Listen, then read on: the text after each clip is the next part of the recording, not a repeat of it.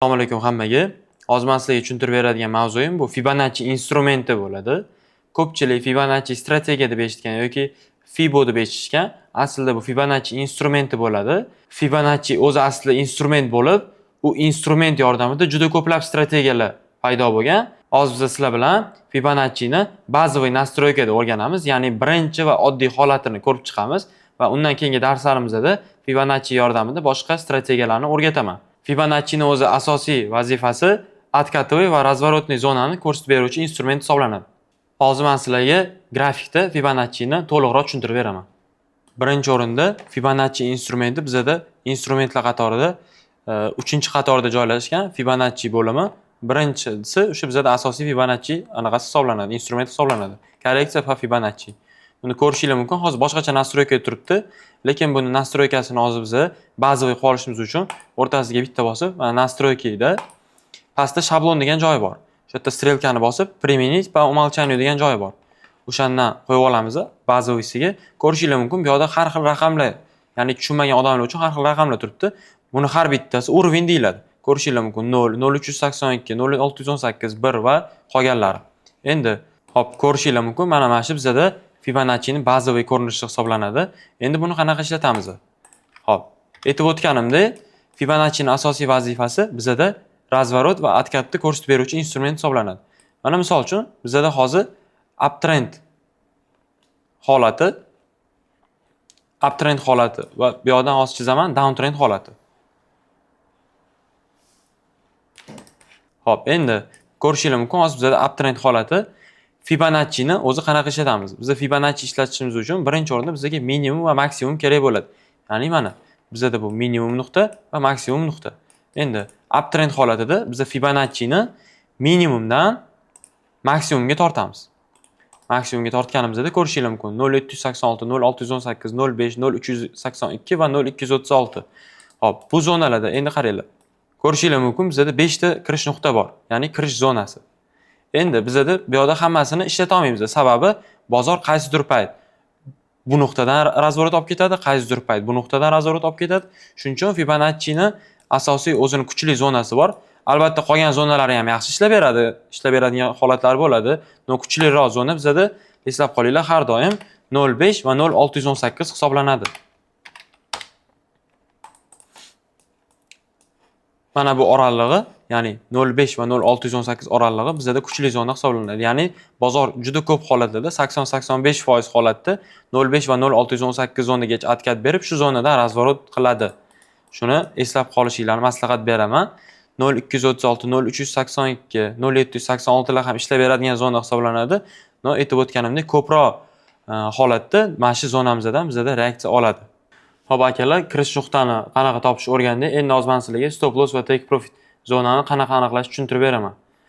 Hop, 05 va 0618 dan kirish qilgan bo'lsak, bizning stop lossimiz 0786 zonada bo'ladi. Take profitimiz bo'lsa 0 nuqtada bo'ladi.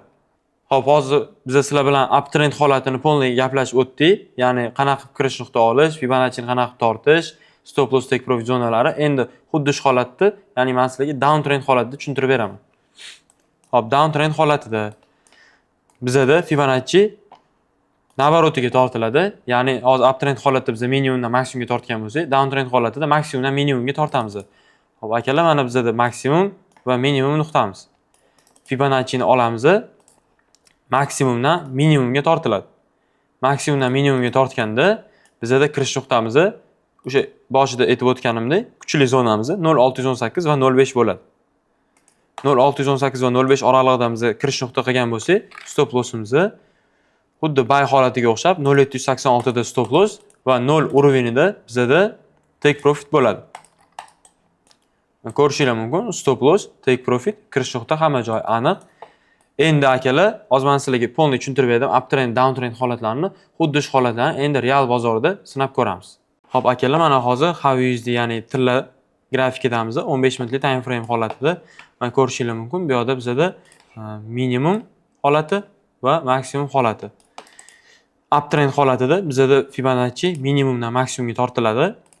Mana minimumdan maksimumga tortganimizda ko'rishingiz mumkin, 05 va 0618 oralig'ida biz olamiz kuchli zona sifatida. Va mana 05 va 0618 zonasiga kirib kelib bozor reaksiya bergan. Reaksiya bergandan keyin hozir yurib berganini ko'ramiz. Bu yoqdan bizda kirish nuqta bo'lgan bo'lsa, 05 va 0618 oralig'ida biz kirish nuqta qilgan bo'lsak, bizning stop loss zonamiz 0786 dan bo'ladi va take profitimiz 0 уровенida bo'ladi. Endi ko'rishingiz mumkin necha pips yurib bergan. 3957 dan kirish nuqta qilgan bo'lsak, 3987 gacha, ya'ni 3957 dan 3987 gacha bozor 300 pips yurib bergan. Xo'p, sizlar bilan hozir uptrend holatida Fibonacci'ni buyga qanaqa ishlatish ko'rib chiqdik. Endi downtrend holatida bitta ko'rsatib beraman. Ko'rishingiz mumkin, mana bu yoqda bizda downtrend holati kuzatilyapti. Endi downtrendda Fibonacci ishlatish uchun bizga maksimum, minimum qismlarini aniqlab olamiz. Uptrendda biz Fibonacci'ni minimumdan maksimumga tortgan bo'lsak, downtrendda xuddi shuni teskarisi bo'ladi. Ya'ni maksimumdan minimumga Fibonacci'ni tortamiz. Mana maksimumdan minimumga Fibonacci tortganimizda bizda 0618 va 05 zonasi kuchli zona hisoblanadi. Ko'rishingiz mumkin. 0618 va 05 bizda kirish nuqta bo'lgan bo'lsa, 0786 ga biz stop lossimizni qo'yamiz va take profit nuqtamiz 0 уровенida bo'ladi. Mana ko'rishingiz mumkin. Bozor zonamizga kirib kelgan va zonamizga kirgandan sellga take profitimizgacha ko'rishingiz mumkin 460 pips yurib bergan.